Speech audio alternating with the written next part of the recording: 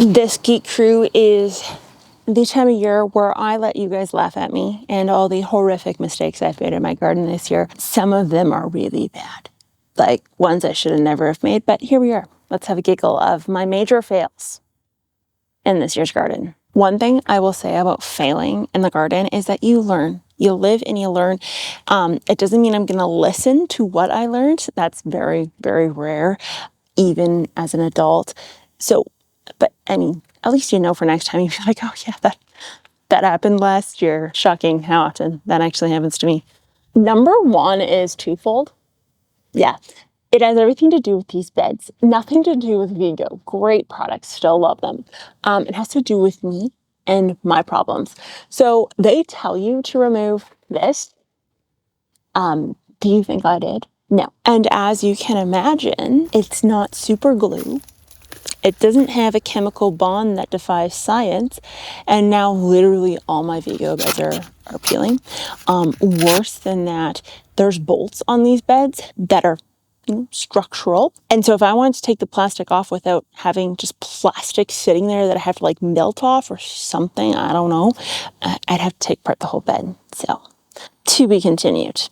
Now, number two with these beds. I filled these with logs, leaf litter, and then soil. This year, Saskatchewan Landscape is where I get my soil from. Not sponsored. I just like their soil, their triple mix blend. I got probably 5 truckloads of this stuff. And of course, I did not get it delivered by a dump truck. I literally got a yard at a time and put it in the back of a 1-ton diesel. I filled up several beds this year. Now, my lazy kicked in after the 5th box and pounds of sweat and tears lost. And I said to myself, you know what, I'm not buying anymore. I'm not going to move anymore this year. What I'm going to do is I'm going to try to fill these beds with as much junk as possible and then just put like a small layer of soil on top.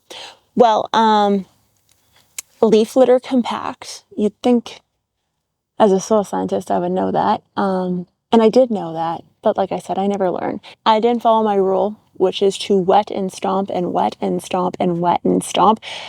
I didn't wet and I didn't stomp and I just put dirt on top and now I have a foot and a half of just dead space. And my plants, shockingly enough, survived this entire process. It looks like the San Andreas fault line in some of these areas. I have like a root ball and like a crack and then another root ball. It's glorious. This one was another moment of I knew it was going to go sideways and I completely chose to ignore my instincts. And that is this entire section. So you guys know that this section of my garden grows absolute zero.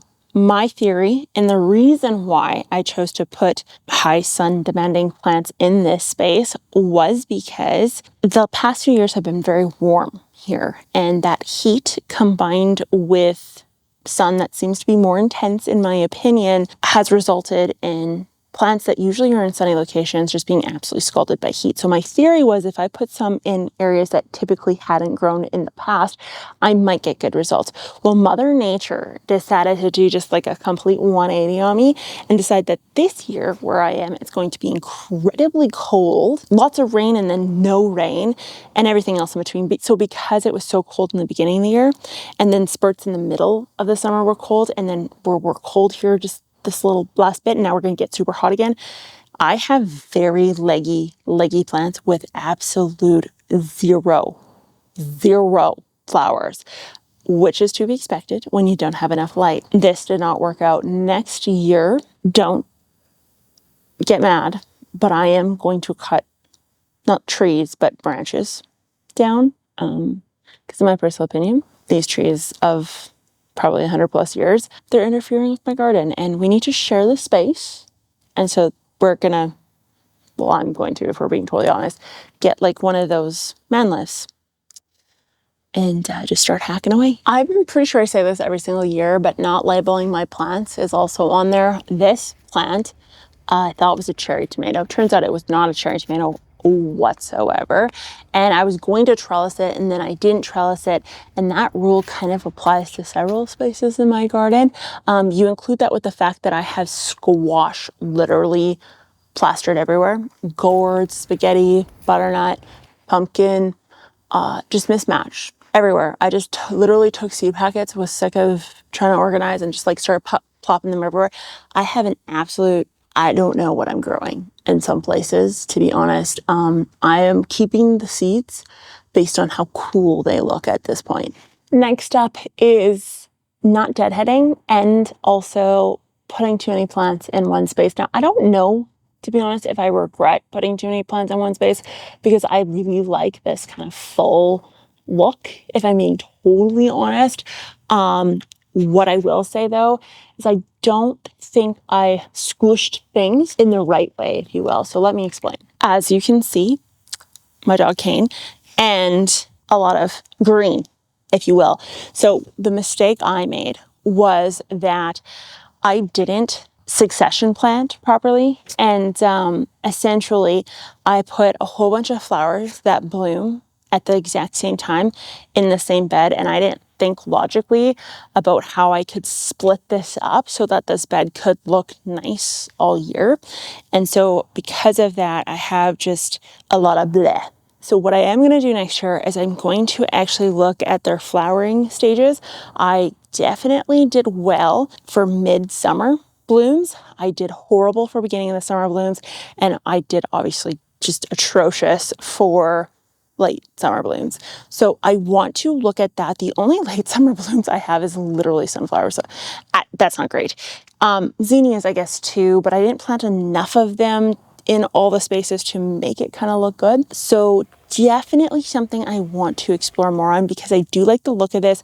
And I will say also the amount of bees and pollinators this year in spaces that are normally kind of devoid, pretty impressive. The one thing I could technically do if I chose to not go the flower route would be to do more leaf textures and colors. So this is a variegated nasturtium. Someone on Instagram actually tagged me in this from Germany because I'd introduced it on my channel, I think last year.